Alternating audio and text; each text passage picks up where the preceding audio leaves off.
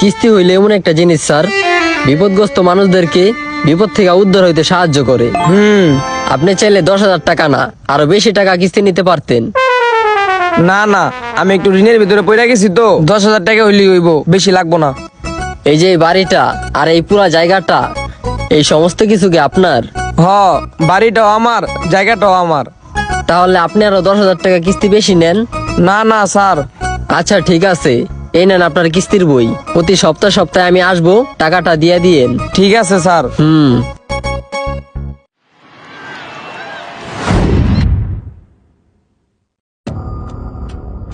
অপু সাহেব, অপু সাহেব, অপু বাসায় নাই।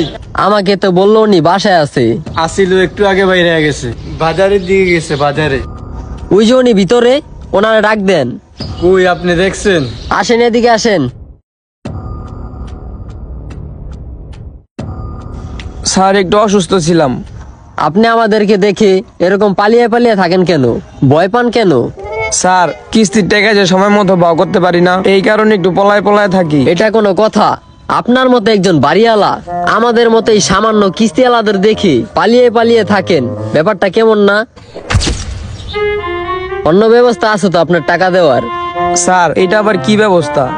আপনার লোন নিয়ে দিই 20,000 টাকা, 10,000 টাকা আপনি কিস্তি পরিশোধ করেন, আর 20,000 টাকা আপনি আস্তে আস্তে চালান। আমারে কি লোন দিব? লোন নিয়ে দেওয়ার ব্যবস্থা আমাদের, আপনি শুধু বলেন। আচ্ছা ঠিক আছে, তাইলে লয়া দেন। আপনার জায়গার দলিলের ফটোকপি আর আইডি কার্ডের ফটোকপি নিয়ে আপনি আমাদের অফিসে আইসেন, বাকি ব্যবস্থা আমরা করে দিব। ঠিক আছে স্যার, তাহলে এটাই করি।